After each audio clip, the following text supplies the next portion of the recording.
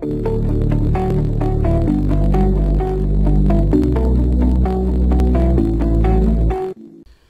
avons jugé nécessaire à notre corps défendant d'animer le présent point de presse pour faire suite à la décision du ministre de la Communication, des Postes et de l'économie numérique de fermer pour une durée d'1 mois le groupe de presse Canal 3 et de retirer la carte de presse à notre confrère du groupe Canal 3 Niger pendant 3 mois.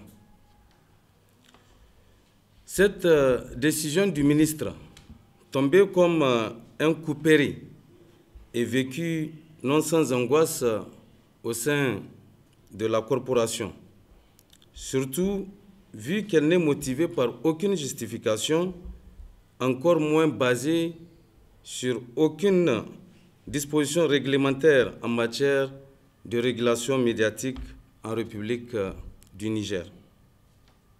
Au niveau du cadre d'action des professionnels des médias, nous estimons que les règles du jeu doivent être scrupuleusement respectées par tous, pouvoir comme journalistes.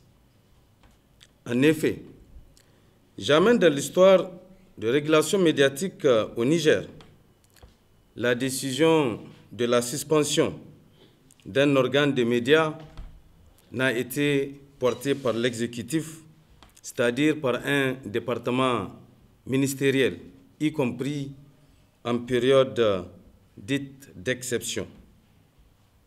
C'est le lieu de réitérer notre demande pressante de l'accélération du processus de mise en place de l'Observatoire national de la communication pour justement permettre d'harmoniser les rapports presse-gouvernement et assurer une régulation saine du secteur de la presse.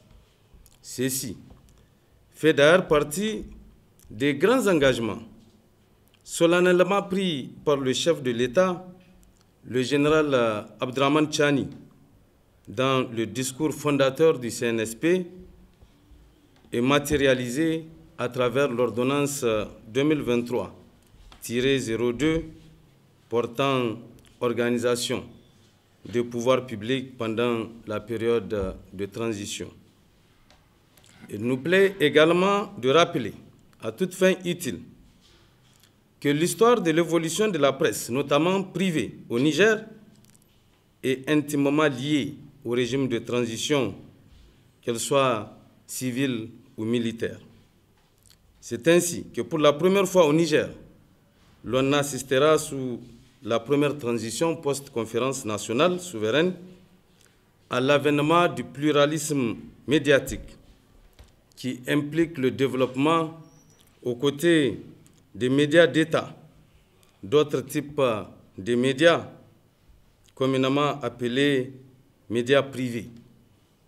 Et depuis lors, c'est une véritable histoire d'amour qui s'est installée entre la presse dite privée et l'ensemble des transitions qui se sont succédées au Niger, au point où tous les acquis considérables de la corporation ont été obtenus avec la bénédiction des régimes de transition.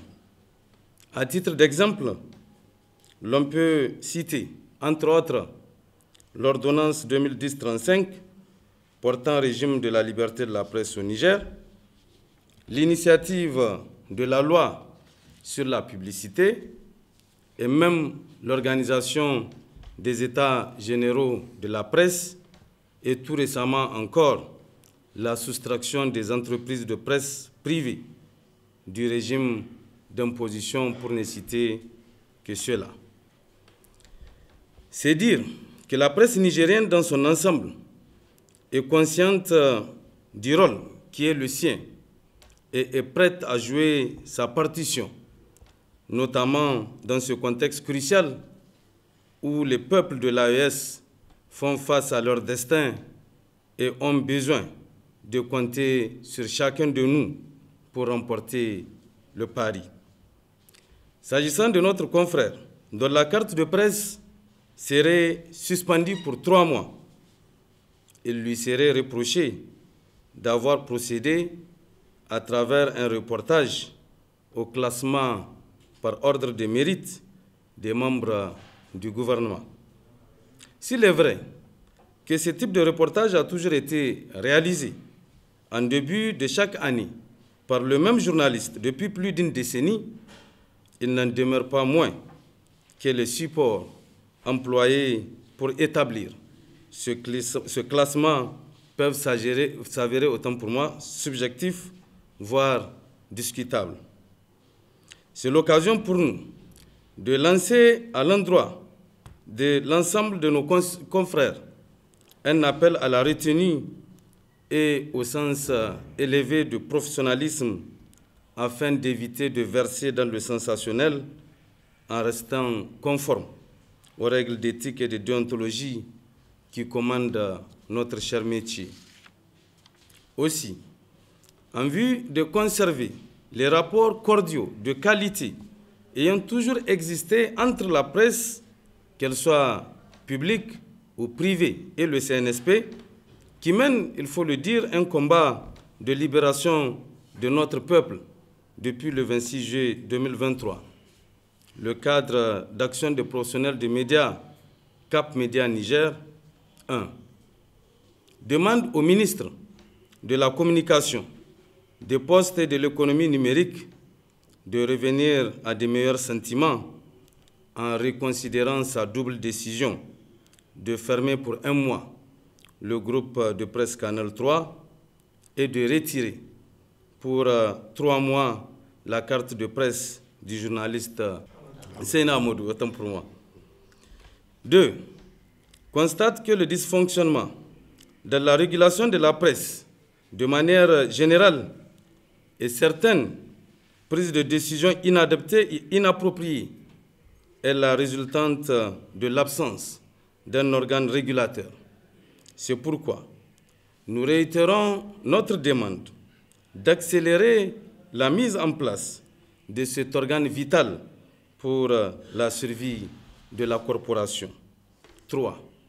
Invite le gouvernement à instaurer un cadre de dialogue permanent avec les organisations socio-professionnelles représentatives pour trouver des solutions aux véritables maux qui assaillent le secteur des médias.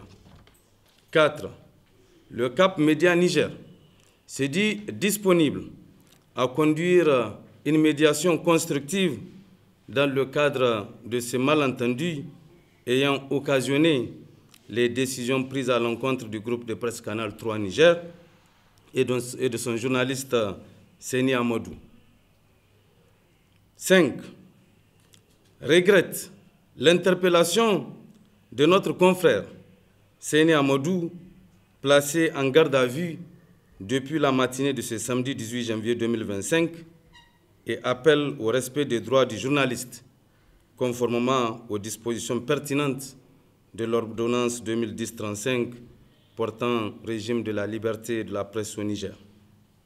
6. Et enfin, appelle l'ensemble des professionnels des médias à demeurer sereins et mobilisés pour faire échec à toute manœuvre visant à compromettre la liberté de presse chèrement acquise par le biais de haute lutte.